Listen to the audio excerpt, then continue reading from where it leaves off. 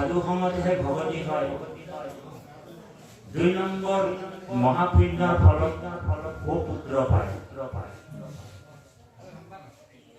এই কথাটো আপোনালোক জানে, কাৰণ ভাগৱত ধৰ্মৰ বিষয়ে আপোনালোক সম্পূৰ্ণৰূপে জানে।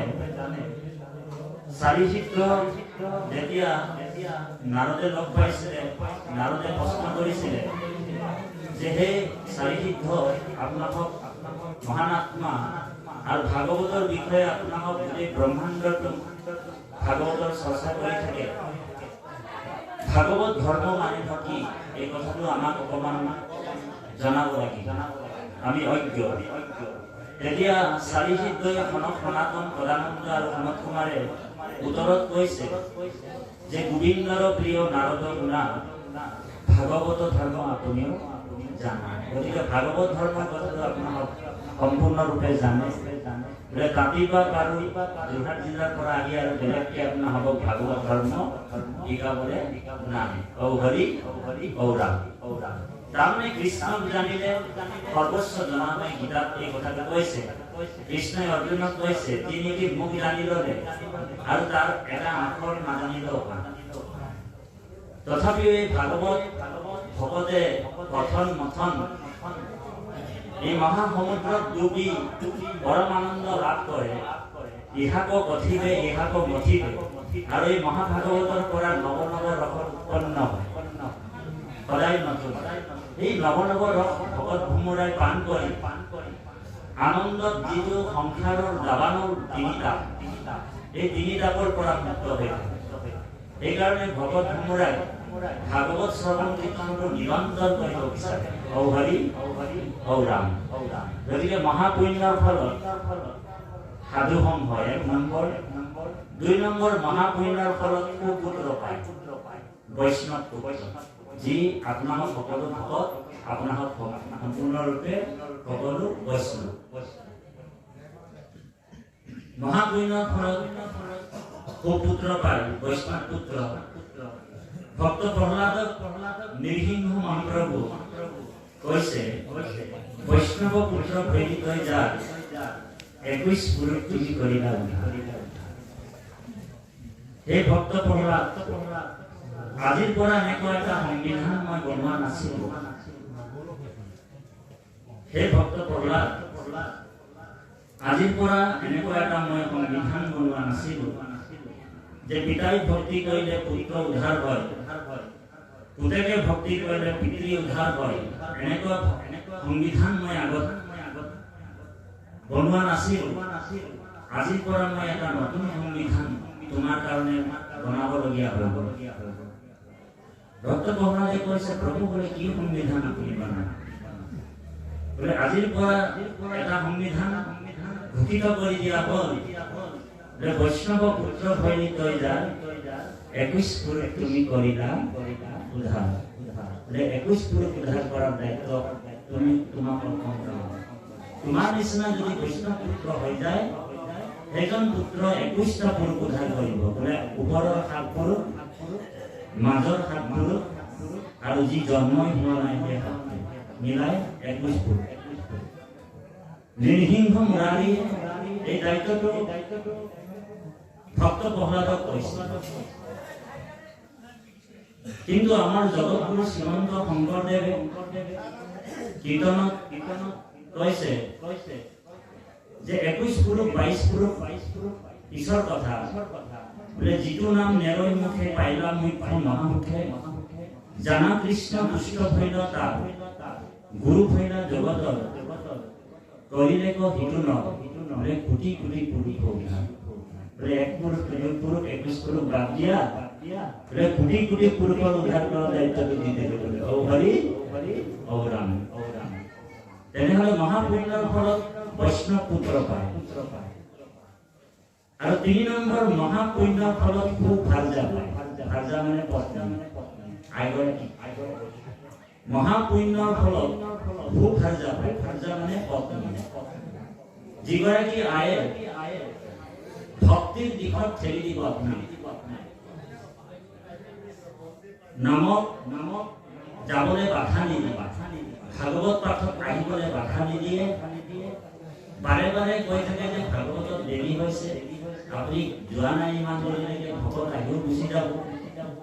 এনেকুৱা কৰি যদি আপোনাক পঠিয়াই আছে যিগৰাকী আই, তেনেহ'লে সেইগৰাকী আই মহাপুণ্যৰ ফল পাইছে। আৰু যদি অৰ্পণ নাই বলে কয়, আমি অকণমান বাগানীয়া ভাষাত মিলাই দিছোঁ, বোলে অৰ্পণ যদি নাই বলে কয়, বোলে কি বোলে আজিও গেলি ভাগৱতে, বোলে কালিও গেলি ভাগৱতে, তুই যদি ভাগৱতে যাই থাকি তোমাৰ বাজাৰটাকে কৰবে। তেনেহ'লে যদি সেইগৰাকী আই গম পাই যাব যে মহাপুণ্যৰ ফল পোৱা নাই। ঔ হৰি ঔ ৰাম। গতিকে এই তিনিটা বস্তু মহাপুণ্যৰ ফলত লাভ হৈছে। আৰু নাৰদক কৃষ্ণই কৈছে, নাহম তৃষ্ণামি বৈকুণ্ঠে যুদিনাম হৃদয় নচ মদভক্ত যত্ৰ গাৱন্তি তত্ৰ তিষ্ঠন্মি নাম। এই নাৰদ, বৈকুণ্ঠত মই নাথাকোঁৰৈ যোগীৰ হৃদয় এৰি সমুদায় থাকোঁ ভক্তৰ কীৰ্তনত আছে। এতিয়া যেতিয়া এই প্ৰস্তাৱটো গৈ কিনি নাৰদে মানুহবিলাকক বুজাবলৈ ধৰিলে, মানুহবিলাকে সংস্কৃত শ্লোকটো নাজানে,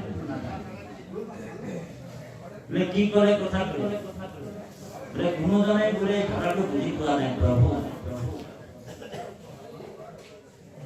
তেতিয়া ওপৰত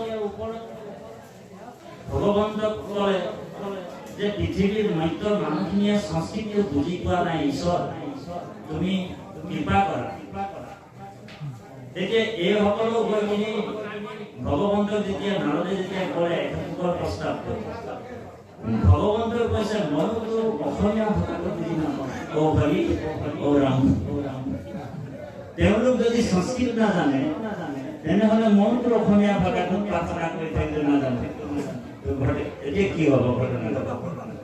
এটা কাম কৰা হওক, মই কৃষ্ণ ৰূপে দৈৱকীত অৱতাৰ হৈছিলোঁ। এবাৰ ব্ৰজধাম, আপোনালোক সকলোৱে জানে যে ব্ৰজধামত কৃষ্ণ ৰূপে ভগৱন্ত অৱতাৰ হৈছিল। বোলে মই গৈ আকৌ অৱতাৰ হওঁ বোলে শংকৰ স্বৰূপে। আৰু বৰ্জাৱলী ভাষাটো গৈ গৈ মৈথিলীৰ লগত সংমিশ্ৰণ হ'ব, আৰু মৈথিলী ভাষাত সংমিশ্ৰণ হৈ কিনি আকৌ গৈ গৈ অসম ভূমিত গৈ অসমীয়াৰ লগত মিশ্ৰণ হৈ ভাগৱতৰ সৃষ্টি হৈ যাব ভাষা। তেতিয়া তেওঁলোকেও বুজাত অসুবিধা নাপাব আৰু আমিও বুজাত বোলে অসুবিধা নাথাকিব। গতিকে এই ব্যৱস্থাটো কোনে কৰিলে? এই ব্যৱস্থাটো কোনে কৰিলে?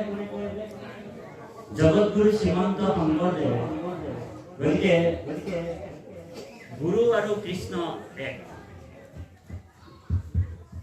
গুৰু আৰু কৃষ্ণ অভিন্ন। গুৰুত কোনোবা যদি মনুষ্য জ্ঞান কৰি আছে তেনেহ'লে সেইজন মহামোহমতি কৰিছে। গতিকে সেইজন গুৰুৰ কৃপাত আমি আজি এক শৰণ হৰিনাম ধৰ্ম পাইছোঁ আৰু এনেকুৱা আসনত বহিবলৈ সুবিধা পাইছোঁ। গতিকে সেইজন গুৰুক আমি একেটা স্বৰত সকলোৱে সম্বৰ্ধনা এভাগ নতুন বছৰতে দিওঁ। গতিকে অতি আনন্দৰে আৰু সম্বৰ্ধনা জনাওঁতে বোলে একো কপট কৰিব নালাগিব, বোলে হৃদয় ব্ৰহ্মাণ্ড লৈ যাব লাগিব। একেটা স্বৰত আপোনালোক আমাৰ লগত সংযোগ কৰিব আৰু ক'ব, জয় জগতগুৰু শ্ৰীমন্ত শংকৰদেৱ। এরকম নাম দেখি আওয়াজে নাই কেবলে একদম জয় জগতগুরু শ্রীমন্ত শংকরদেব, জয় জগতগুরু শ্রীমন্ত শংকরদেব। এতিয়া বুঝা গেল বলে তারা পাক্কা গুরু হিসে হরি হরম হে রাম কৃষ্ণ নারায়ণ। আজি মহান গুৰুজনাৰ কৃপাত আজি আমি এই মহান পুণ্যতীৰ্থত বহি একেলগে হৰিৰ নাম মহাধৰ্ম পালন কৰি কৃষ্ণ ভক্তিটো আমি লাভ কৰিছোঁ। আৰু সেইজন গুৰুৰ ঋণ আমি সুধিবলৈ নোৱাৰোঁ কেতিয়াও, কাৰণ গুৰুৰ ঋণ সোধা নাযায়। গুৰুৱে মূল, গুৰুজনে আবিৰ্ভাৱ হম বুলি কৈছিলে। শ্ৰীমন্ত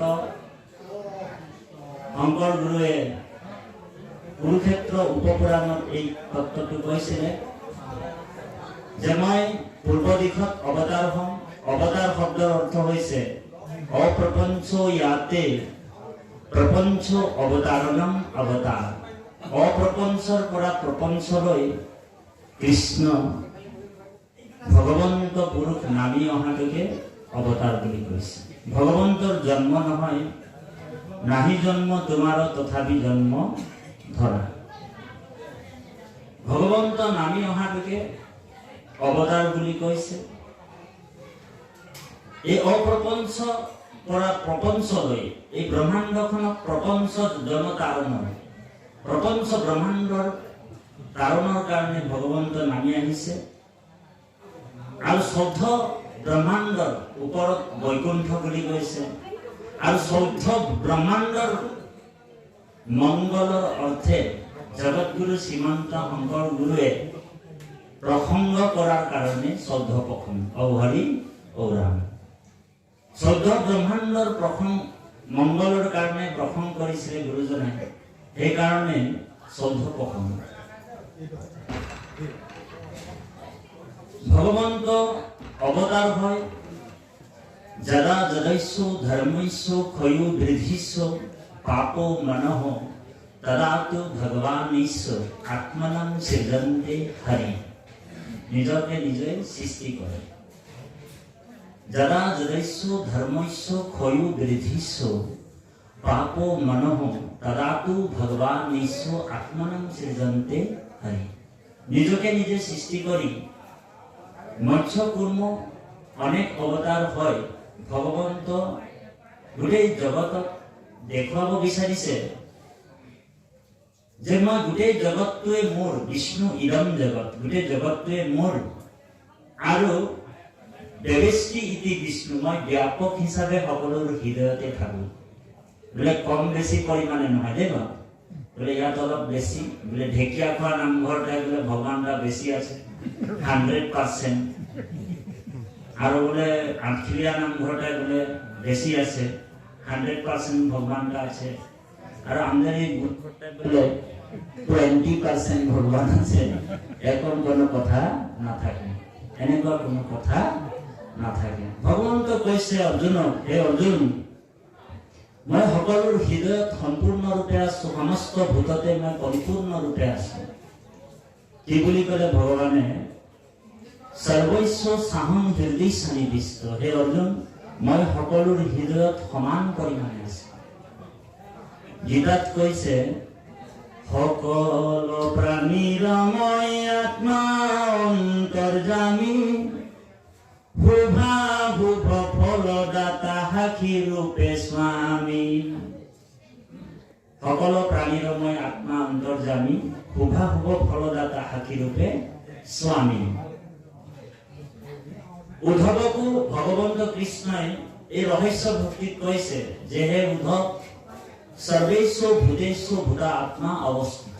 মই সকলো ভূত প্ৰাণীৰ সকলোৰ হৃদয়ত সমান ৰূপে আছো, বোলে কম বেছি পৰিমাণে নহয়।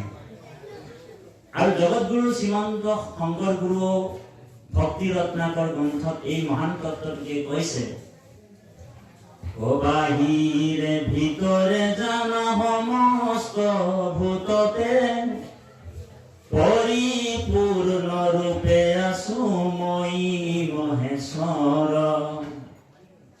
যেন জগতত ব্যাপী আছয় আকাশ, সেই মতে সমস্ততে কৰো প্ৰকাশ।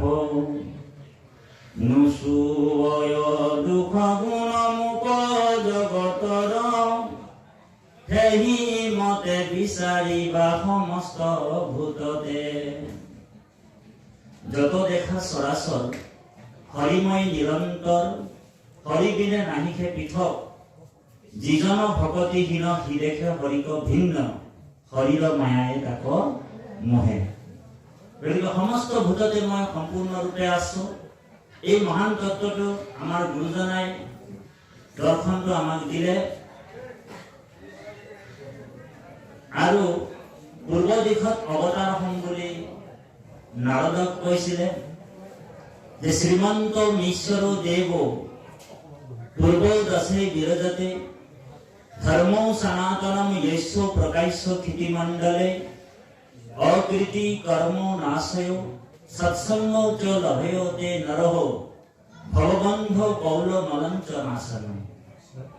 ভগৱন্ত শ্ৰীমন্ত শংকৰ স্বৰূপে পূৰ্ব দিশত আবিৰ্ভাৱ হম বুলি কৈছে। নাৰদে সুধিছে প্ৰভু আপুনি কেতিয়া আবিৰ্ভাৱ হ'ব?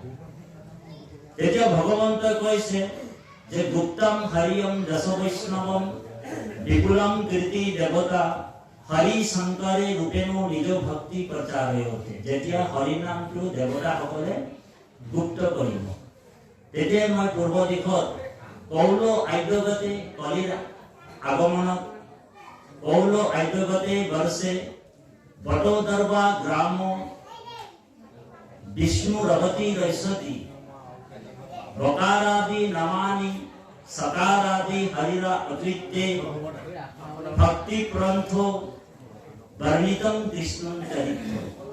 এই মহান ভক্তি পন্থটো কৃষ্ণ চৰিত্ৰটো পুনৰ্ময় এই সংসাৰত বিলাই দিয়াৰ কাৰণে বটদৰ্বা গ্ৰামত মই অৱতাৰ হম বুলি ভগৱন্তই নাৰদক কুৰুক্ষেত্ৰ উপপুৰাণত কৈছে। গতিকে সেইজন গুৰুৰ শ্ৰীচৰণত আমি এই মহান শাস্ত্ৰ ভাগ পালো। আৰু এই মহান শাস্ত্ৰখন অকল কৃষ্ণৰ কথাকে কৈ আছে। বেদব্যাসৰ অৰ্থ হৈছে বেদ মানে হৈছে জ্ঞান, ব্যাস শব্দৰ অৰ্থ হৈছে বিস্তাৰ। বেদক যোনে বিস্তাৰভাৱে ভাঙি পেলালে সেইজনে হৈছে বেদব্যাস। আৰু এই বেদব্যাসে যেতিয়া 17 পুৰাণ ৰচনা কৰিলে, 18 পুৰাণ ৰচনা কৰি তেওঁ উগুল থুগুল মন আৰু এক বিভ্ৰান্তিৰ সৃষ্টি হল, মনত শান্তি নাইকিয়া হল। তেতিয়াই নাৰদৰ উপদেশত নাৰদ বদতি শুনা মুনি ব্যাস মহামুনি ব্যাস তুমিহে কৰিলা এইটো জগতকে নাশ, নিৰন্তৰে পশুৰ তুমি লোৱাইলা প্ৰাণ, নাহি মন্দ কৰ্ম আৰু ইহাৰ সমান। নাৰদ মুনিয়ে যেতিয়া উপদেশ দিলে, বেদব্যাস মহাভাগৱত ভাগ কি কৰিলে 18,000 শ্লোকত কৃষ্ণৰ গুণনামটো প্ৰচাৰ কৰিলে। তেতিয়াই তেওঁৰ মনটো সুস্থ হল। নাৰদে উপদেশ দিলে যে তুমি 17 পুৰাণ লিখিলা, তাত যাগ যজ্ঞ পূজা পাতাও কৰ্মকাণ্ডৰ ব্যৱস্থা অনেক মানুহে কৰি কলিৰ তথা অনেক প্ৰাণীবোৰ বধ কৰি সকলো মানুহখিনিয়ে নৰকত পতিত হ'ব। সেইকাৰণে তুমি যে লিখিলা এই মহান শাস্ত্ৰবোৰ, সেইখিনি মানুহে বুজি বাজি লৈ ঈশ্বৰক পিঠি দি কৰ্মকাণ্ডৰ ব্যৱস্থাৰে ভগৱত ভক্তিৰ পাহৰি মানুহে পতিত হয় নৰকগামী হোৱাৰ যিটো ব্যৱস্থা তুমি কৰি দিলা, সেইকাৰণে তোমাৰ মনটো গৰিহিত কৰ্ম তুমি কৰিলা। গতিকে গৰিহিত কৰ্ম মানুহবিলাকে কৰিলে তোমাৰো ভাগটো অকণমান তালে আহি আছে। সেইকাৰণে তোমাৰ এনেকুৱা অৱস্থা। গতিকে আমাৰো যদি আঞ্চলিক হওক জিলা হওক, আমাৰ বিষয়বাবক কোনোবা এজন ভকতক আমি যদি বিষয়বাবত ৰাখিছোঁ, সেইজনক আমি সদায় সেইজন সাত্বিক হ'ব লাগিব। গুৰু ধৰ্মৰ প্ৰতি তেওঁ নিজেও শুদ্ধভাৱে আচৰণ কৰিব লাগিব। তেতিয়া সমাজ এখন শুদ্ধভাৱে পৰিচালনা হৈ থাকে। যদি মানুহজন যদি অযোগ্য মানুহ এজনক যদি দায়িত্ব এভাগ দি দিয়া হয়, সেই সমাজখনে মানে ডুবি যায়। গতিকে আমি গুৰু ভক্তি এনেকুৱা হলে আমি প্ৰচাৰ কৰিব নোৱাৰিম। সেইকাৰণে তেওঁ দায়িত্বটো দিছিলে আমাৰ বেদব্যাসক। বেদব্যাসে 17 পুৰাণ লিখি কিনি ঔ হৰি ঔ ৰাম সকলো মানুহে অকৰ্মত লিপ্ত হৈ গ'ল। আৰু তেওঁৰ পাৰ্চেণ্টেজটো তেওঁ মানে ভুক্তভোগী কৰিবলগীয়া হ'ল। তেতিয়া নাৰদ হেন মহাবৈষ্ণৱ উপদেশ দিলে যে তুমি গোবিন্দৰ চৰিত্ৰ গুণনাম এতিয়ালৈকে বোলে লিখাই নাই, যিখিনি লিখিলা বোলে মোৰ প্ৰভুৰ কথা তুমি এটাও লিখা নাই, বোলে মোৰ প্ৰভুৰ নাম গুণ চৰ্চা কৰা, তেতিয়া তুমি সুস্থ হবা, নিৰ্মল হবা। অৱশেষত তেওঁ কলম দাঙি পুনশ্চ কৃষ্ণক প্ৰণাম কৰি 18,000 শ্লোকে এই মহাভাগৱত দৰ্শনটো লিখিলে সংস্কৃত শ্লোকত। কিন্তু আমাৰ জগতগুৰুৱে আকৌ 18,000 শ্লোকৰ এই মহাভাগৱত 335টা অধ্যায় আমাৰ গুৰুজনে 14,009টা মান শ্লোক মাত্ৰ পদত নিবন্ধ কৰিলে। এতিয়া 18,000 শ্লোক শ্ৰীমদ ভাগৱত, এইফালে আকৌ 14,009টা শ্লোক পদত ভাঙিলে। বাকীবোৰ সকলো তেওঁৰ অনুগামীসকলক লৈ কিনি পদত মাত্ৰ 14,009টা মানহে শ্লোক ল'লে। কাৰণটো কি? এতিয়া বেদব্যাসতকৈ গুৰুজনে দেখোন বাকী 4,000 মান শ্লোক অহৰি উৰাণ কৰি পেলালে, কাটি পেলালে। তো ভাগৱতৰ শ্লোক কোনোবা কাটিব পাৰিবনে? সেইজনটো ঈশ্বৰ হ'ব। সেইকাৰণে আমাৰ জগতগুৰু ঈশ্বৰ হয়, যে ভাগৱতৰ যিখিনি দৰকাৰী বস্তু, কৃষ্ণত ভক্তিত হোৱা যিখিনি মহান দৰ্শন, সেইখিনি বেছিকে ধ্যান দি তেখেতে পদ ভাঙনি কৰিলে। বাকী যিখিনি আছিলে উপাখ্যান আখ্যান কিছুমান তেওঁ বাদ দি দিলে। কাৰণ মানুহখিনিয়ে এনেই কলিযুগ অলপতে বুজিবলৈ মানে বহুত জটিল হৈ যাব। গতিকে ইমান প্ৰকাণ্ড শাস্ত্ৰখন যদি ভাঙি থাকিম তেনেহ'লে বহুত ডাঙৰ শাস্ত্ৰ হৈ যাব বুলি ভাবি গুৰুজনে আকৌ চমু কৰি আনি লাষ্টত একেবাৰে চমু কৰি আমাৰ আসনত প্ৰতিষ্ঠা কৰি দিলে। প্ৰথম যিটো নেকি ভগৱন্ত জ্ঞান বিজ্ঞান তদং ৰহস্য, এই মহাভাগৱত চতুশ্লোকে ভাগৱত ব্ৰহ্মাক পদ্মকল্পত দিলে। ব্ৰহ্মাই নাৰদক 4 শ্লোক 8 শ্লোকত ভাগ কৰি দিলে, জাতি দ্ৰব্য গুণ আৰু ক্ৰিয়াত। আকৌ নাৰদে আকৌ 4টা শ্লোকত 12টা শ্লোকত ভাগৱত প্ৰদান কৰিলে, জীৱতৰণ মায়া আৰু ঈশ্বৰ।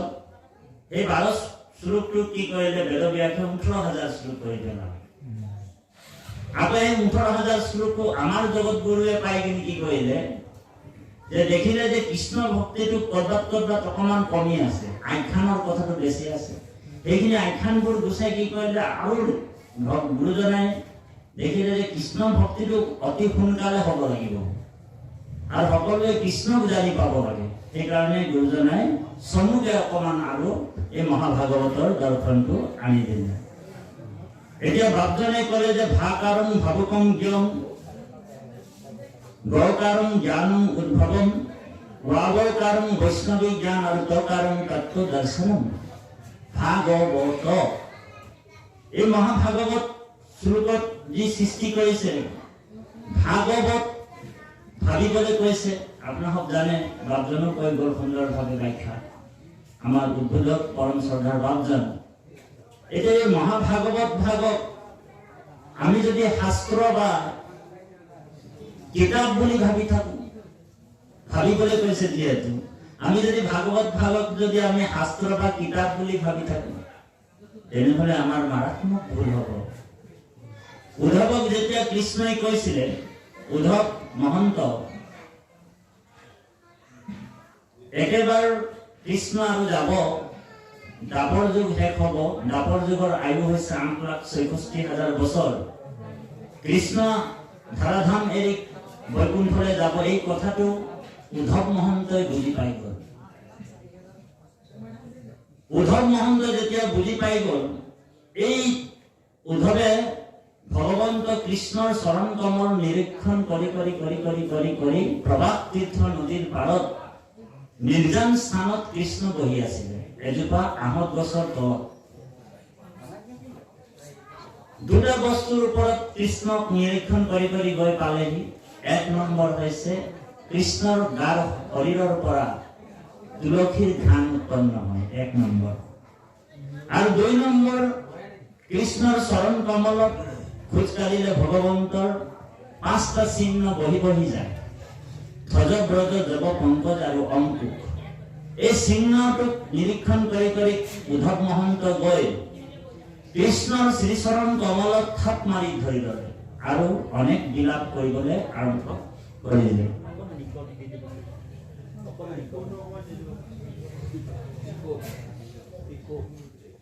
কৃষ্ণৰ বিলাপ আৰম্ভ কৰি দিলে এই উদ্ধৱে যে হে নাৰায়ণ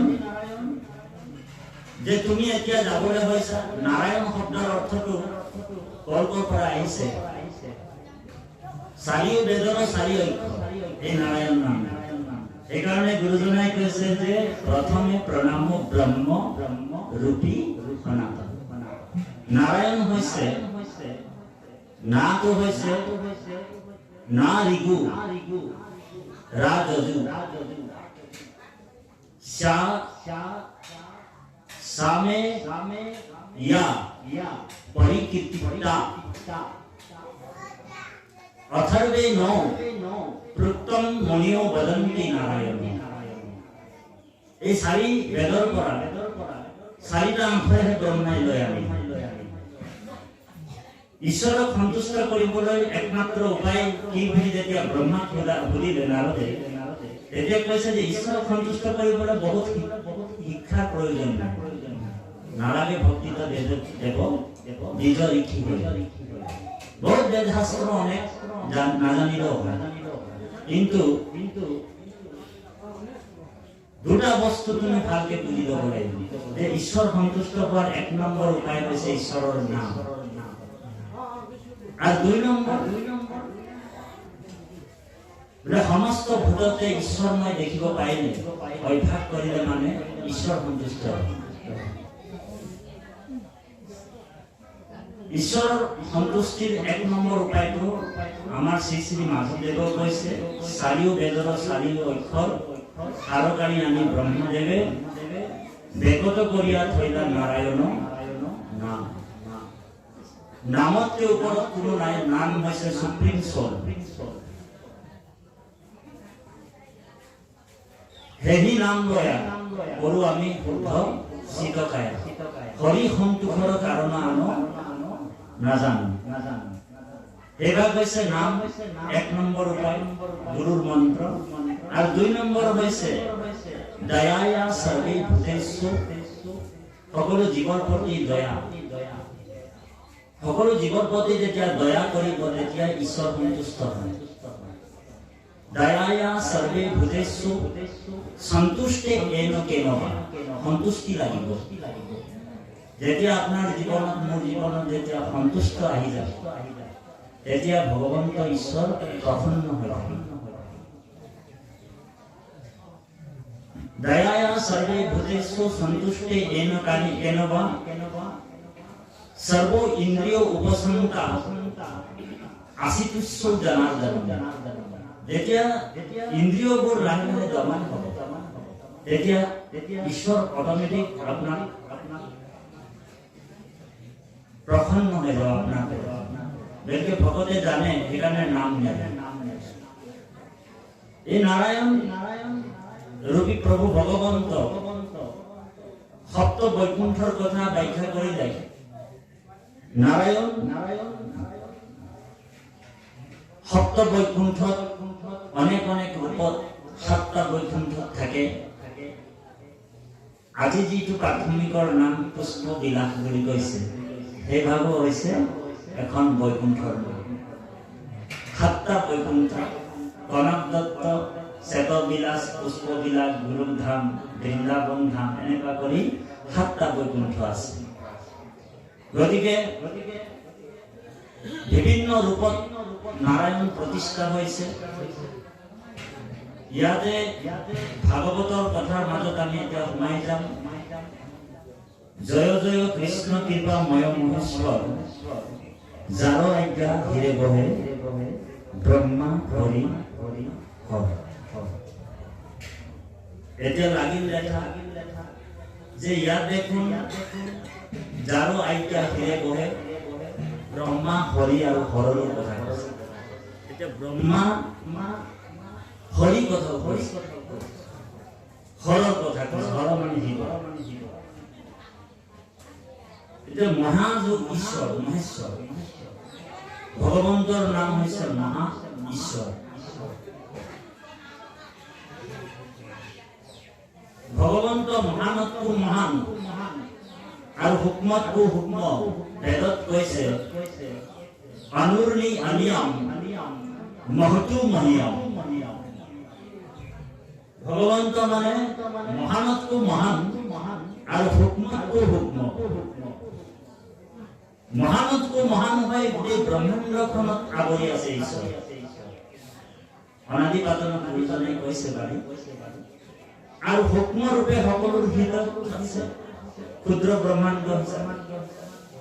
সেইকাৰণে সকলোতে বিৰাজমান সেইজন মহেশ্বৰৰ কথা কৈছে, যাৰ আজ্ঞা হিৰে বহে ব্ৰহ্মা হৰি আৰু হৰ। এদিন কি হ'ল, ব্ৰহ্মাই কি হ'ল বৈকুণ্ঠলৈ গ'ল। বৈকুণ্ঠত যেতিয়া দুৱাৰ পাইছে, দুৱাৰীয়ে বাধা কৰিলে ব্ৰহ্মা যে ভগৱন্তে এতিয়া বিশ্ৰাম কৰিছে, আপোনাক যাবলৈ দিয়া নহ'ব।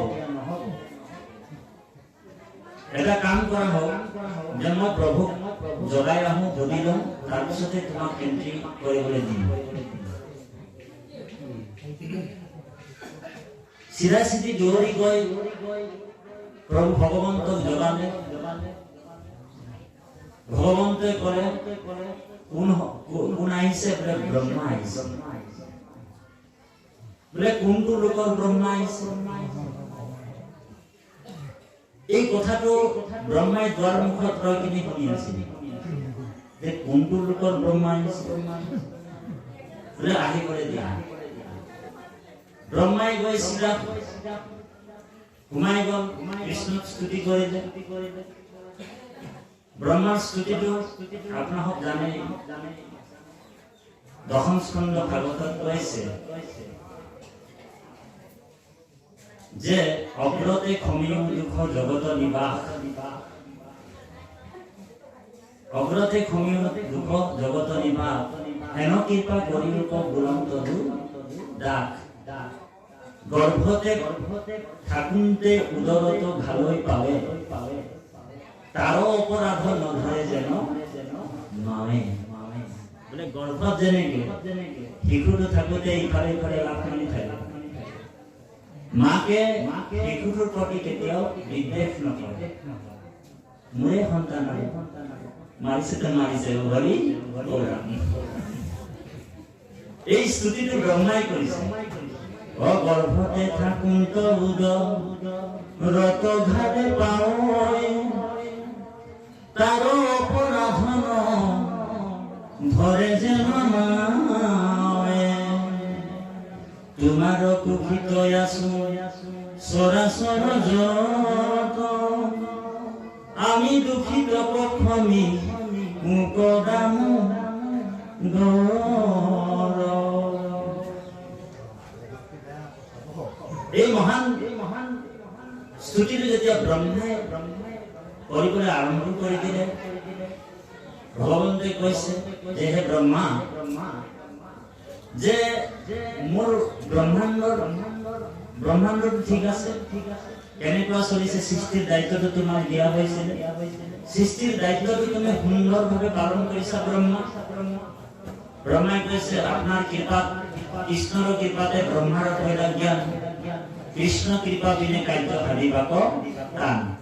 ব্ৰহ্মাই কৈছে যে কৃষ্ণৰ কৃপাতে ব্ৰহ্মাৰ পহিলা জ্ঞান, কৃষ্ণ কৃপা বিনে কাৰ্য ভাবিবাক টান। গতিকে আপোনাৰ কৃপাত আৰু গোটেই কাৰ্যখিনি আকৌ কৃষ্ণৰ কৃপাতে হয়। মই কৰিছো বুলি যদি ভাবি লয়, তেনেহ'লে সেই ভাৱ হৈছে অভিমান। বোলে মই নহ'লে মানে প্ৰাথমিক নচলে, মই নহ'লে বোলে আঞ্চলিক নচলে, মই নহ'লে জিলা নচলে, মই নহ'লে বোলে সংঘই নচলে। এনেকুৱা ভাৱবোৰ যদি প্ৰকাশ কৰে, তেনেহ'লে ভগৱন্ত যিমান সোনকালে ওপৰলৈ নিয়ে, ইমান সোনকালে ভগৱন্ত ভৰাইও দিয়ে। গতিকে সাৱধান হ'ব লাগে। সেইকাৰণে ভগৱন্তই ব্ৰহ্মাক যেতিয়া সৃষ্টিৰ দায়িত্বটো দিছিলে অনাদিপাতনত ব্ৰহ্মাই কৈ দিছে আগতে যে সৃষ্টি যেতিয়া কৰিম মোৰ যাতে অহংকাৰ নহয় প্ৰভু এই কথাটো অকমান আশীৰ্বাদ দি মোক অকমান বেলেন্সটো যাতে ৰক্ষা কৰি থাকে তথাপিও ব্ৰহ্মাৰ অভিমান হয় ও হৰি ও ৰাম ভগৱন্ত তথাস্তু বুলি কৈ দিলে জগতৰ পূৰ্বে মই মাত্ৰ থাকো জান কাৰ্য কাৰণৰ কিছু নাছিলে আন মুখ মাত্ৰ দেখিও সৃষ্টিৰ মধ্য দেখা শুনা হবে জানা মই বিচাৰ এই শ্লোকত চতুশ্লোকে ভাগৱতটো প্ৰদান কৰাৰ পিছতো ব্ৰহ্মাক ক'লে যে তুমি সৃষ্টি কৰোতে যাতে তোমাৰ অভিমানটো জন্ম নহয় এই কথাটো ধ্যান দি ৰাখিবা তথাপিও ব্ৰহ্মাৰ অভিমান হয় হৰি ও ৰাম তেতিয়া ভগৱন্তক যেতিয়া কৈছে ভগৱন্তই সুধিলে যে ব্ৰহ্মা বোলে মোৰ সৃষ্টি ঠিকে চলি আছে প্ৰভু আপোনাৰ কৃপাত সুন্দৰভাৱে চলি আছে কিন্তু কথা এটা বুজি নাপালো নাৰায়ণ কি কথা বুজি নাপালা ব্ৰহ্মা বোলে তুমি যে দৌৰি কৈ আছিলা যে কোনটো লোকৰ ব্ৰহ্মা আহিছে এই কথাটো মই প্ৰভু বুজি নাপালো তুমি বুজি নাপোৱা এই কথাটো বোলে তোমাৰ নিচিনা ব্ৰহ্মা অনন্ত কোটি ব্ৰহ্মা আৰু প্ৰত্যেকটা ব্ৰহ্মাণ্ডত এখন এখন ব্ৰহ্মা এজন ব্ৰহ্মা আছে সৃষ্টিৰ দায়িত্ব দিয়া আছে আৰু তেনেকুৱা অনন্ত কোটি ব্ৰহ্মা বিষ্ণু মহেশ্বৰ এনেকুৱা অনন্ত কোটি ব্ৰহ্মাণ্ডৰ তিনিজন দেৱতা ব্ৰহ্মা বিষ্ণু মহেশ্বৰ মই দি থৈছো আৰু অনন্ত কোটি ব্ৰহ্মাণ্ডৰ মই অধিকাৰী হ'ব পাইছো সেইকাৰণে মাধৱ পুৰুষে লিখিলে গোবিন্দ গোবিন্দ গোবিন্দ ৰাম মুৰাৰী অনন্ত কোটি ব্ৰহ্মাণ্ডৰ হৰি অধিকাৰী বিভিন্ন কাৰ্যবশত মৎস্য কুৰ্ম নৰসিংহ ভগৱন্ত নাম ধৰি কিনি সংসাৰ তাৰণ কৰে জীৱ উদ্ধাৰ কৰে এতিয়া আমিতো মৎস্য কুৰ্ম নৰসিংহ বামন পৰশুৰাম সদায় গাই থাকে আৰু বোলে বাপে বোলে মাছ নাখালে ভাতে নাখায় বোলে সদায় ৰাতিপুৱা সদায় বোলে ৰাতিটা বোলে দুৰাচাৰ কাম কৰি ললে ৰাতি বোলে মাছ মাংস যি পাৰিলে অহৰি অৰাম কৰি ললে আৰু ৰাতিপুৱা মৎস্য কুৰ্ম নৰসিংহ বামন পৰশুৰাম হৰি ৰাম বৰা শ্ৰীৰাম বুধ কলকি নামে যদি আমি সুধো আপনি তো মৎস্য কুৰ্ম গাই ললে বাপে বোলে মাছ নাখালে ভাতে নাখায় যদি কথাটা কি বলে ও মাছটা নাই ছিল না জনতা মাছ বলে ভগবান অবতার ও মাছটাকে বলে আমি নাই খাই বলে জিতা নাকি মার বলে ভগবান অবতার হয়েছিল ও মাছটা আমরা তো নাই খাই ওটা তো ভগবান অবতার হয়েছিল ও হরি ও রাম এই মহান ঈশ্বরে বিভিন্ন অবতার সৃষ্টি চক্রকে সুন্দরভাবে পালন করে একাকী নর্মে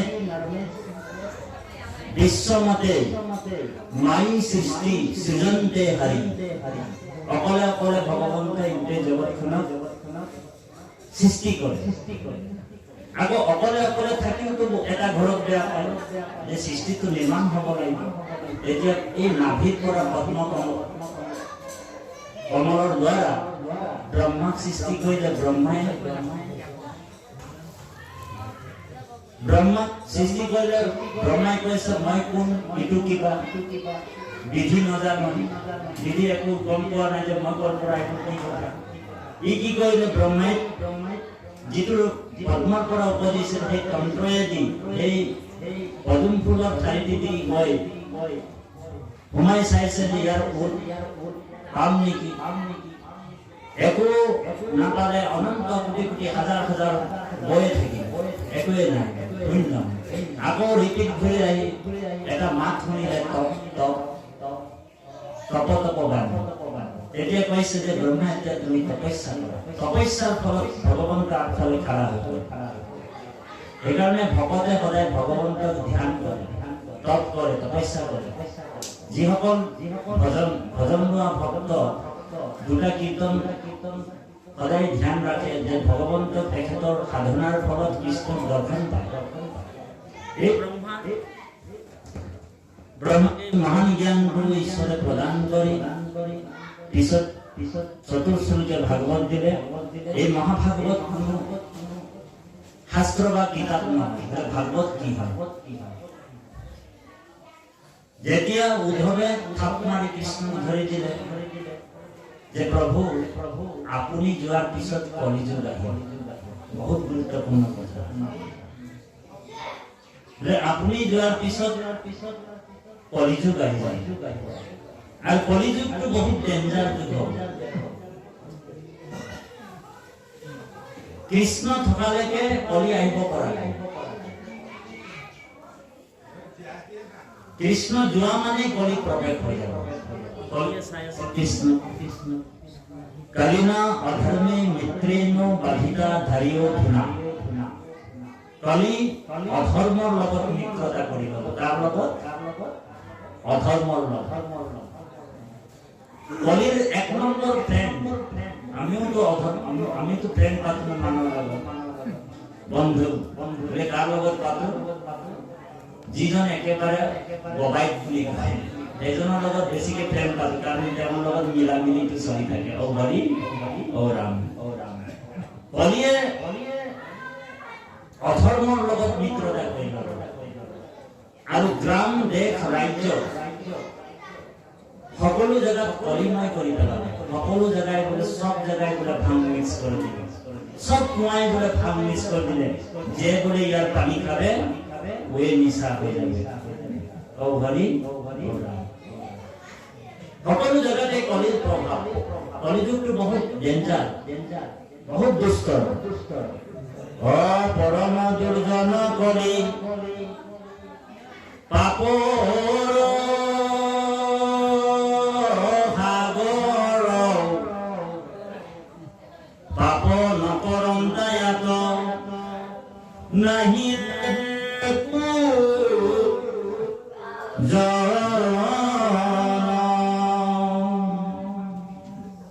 পাপ নষ্ট নহলে কৃষ্ণ যাই মতি ইমতে দৰিবে কলি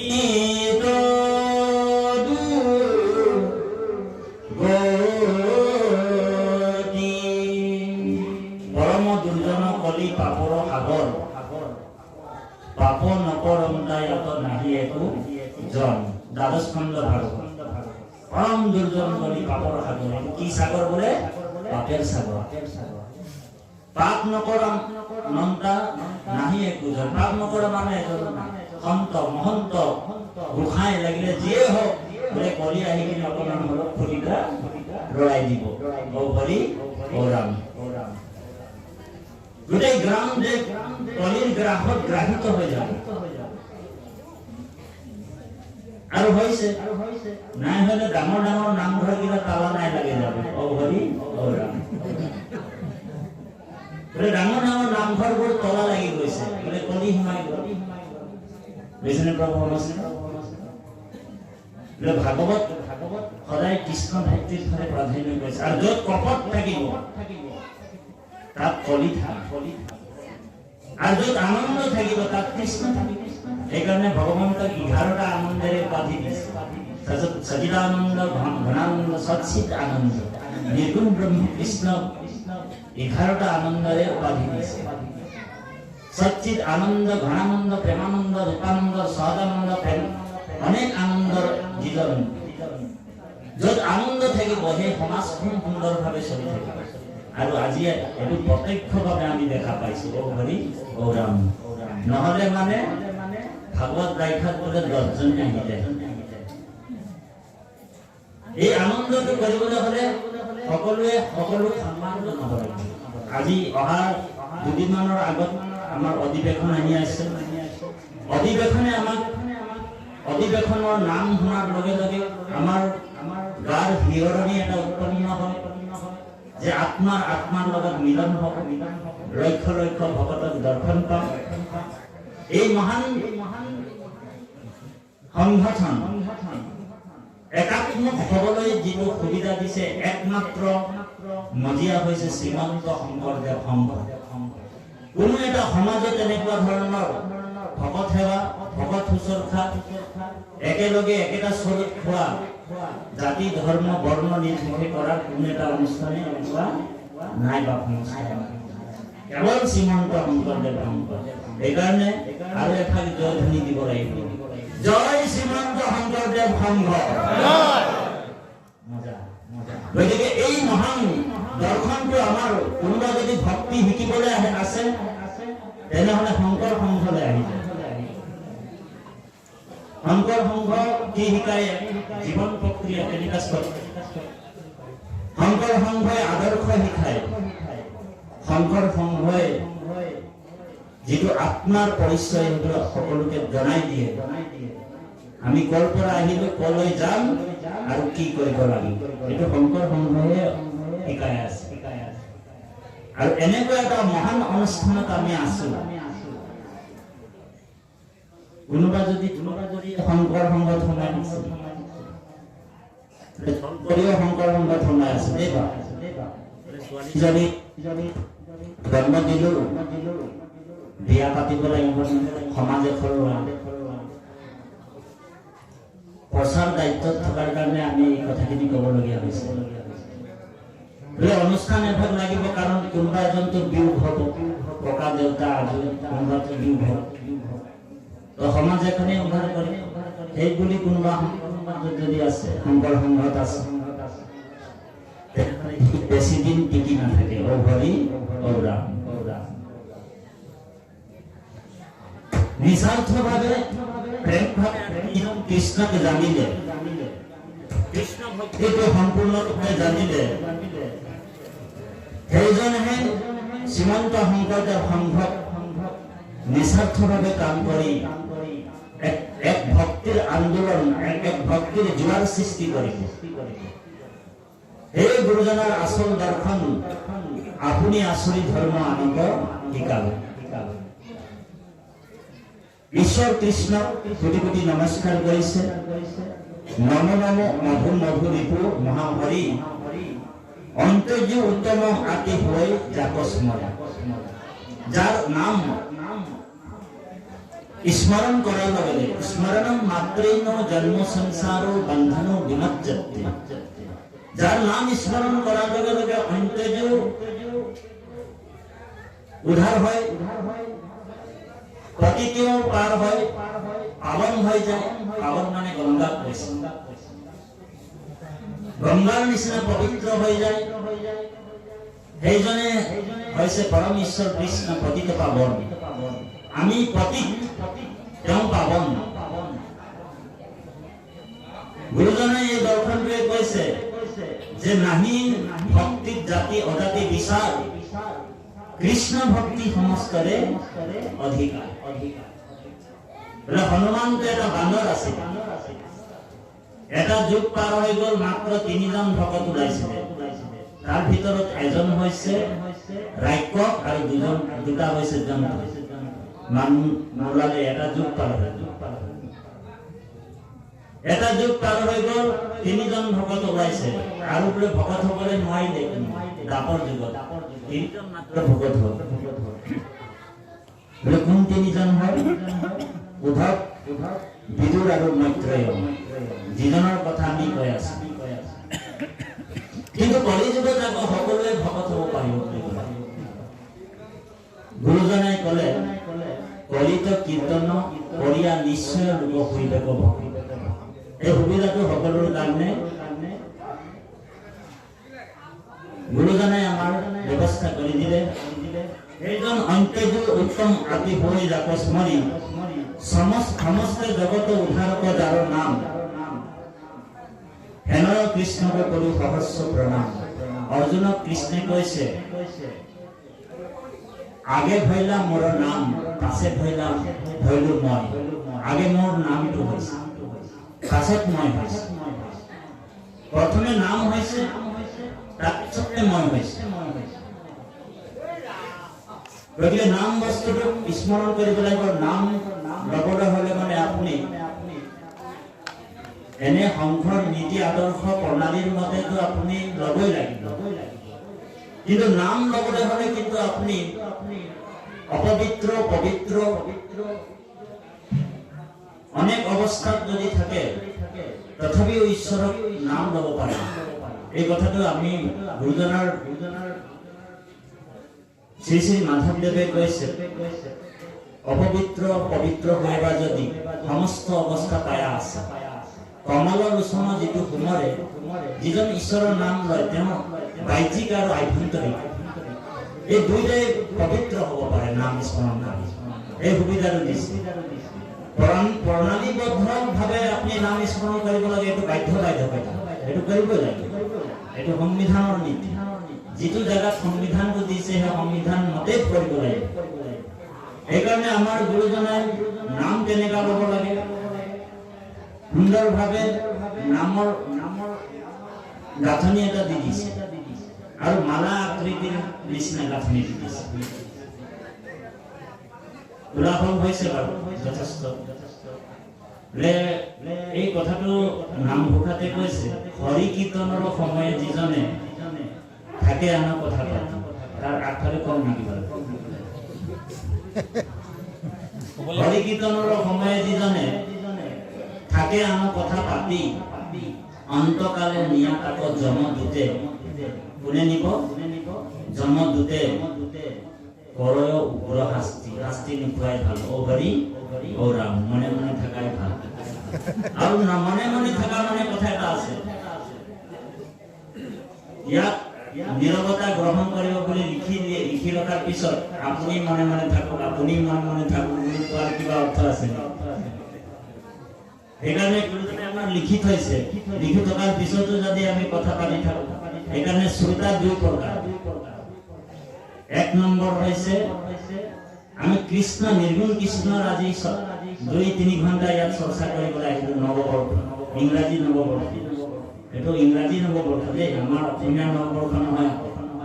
গতিকে এইটোৱে নৱবৰ্ষ বুলি যদি ধৰি ৰাখো তেনেহ'লে আমাৰ জাতিটোৰ অপমান হৈ যাব। ও হৰি ও ৰাম।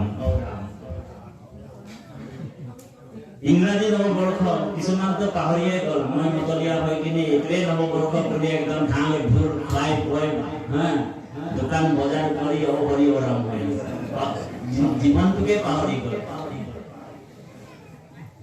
এতিয়া বেছিকে ক'লে ও হৰি ও ৰাম, ইয়াৰ পৰা মাৰ খাইহে যাব লাগিব।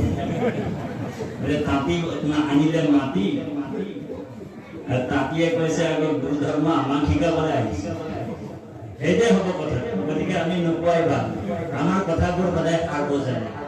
নিৰ্ণয়টো আপোনালোকৰ, কোনটো ধৰিব লাগে কোনটো কৰিব লাগে, নহয় জানো বাপ? গতিকে এই মহাভাগৱতৰ সমস্ত জগত উদ্ধাৰ যাৰ নাম বস্তুক আমি কেতিয়াও এৰিব নালাগে। আৰু এইটো এটা মঞ্চ অভ্যাস কৰিব লাগে। আমাৰ এইটো স্কুলত আমি সদায় অভ্যাস কৰোঁতে কৰোঁতে কৰোঁতে কৰোঁতে কৰোঁতে যেতিয়া অন্তিম কাল হৈ যাব, তেতিয়া আমাৰ নাম বস্তু যাতে আমাৰ লগত যাব। অন্তকালে হৰি স্মৰে যিটো ভাগ্যৱন্ত, তাহাৰ মহিমা কোনে কহি পাৱে অন্ত। আৰু জন্মৰ পৰম লাভ, জন্ম পৰম লাভ পৰম পুংসা অন্তে নাৰায়ণী স্মৃতি। অন্তিম সময় যাতে ঈশ্বৰৰ নাম কয়। সেইকাৰণে নাম ভগতে যিজন ৰসদ চতুৰ, নাম দিনে ৰাতিয়ে বৰ্জৰ গোপীসকলৰ নিচিনা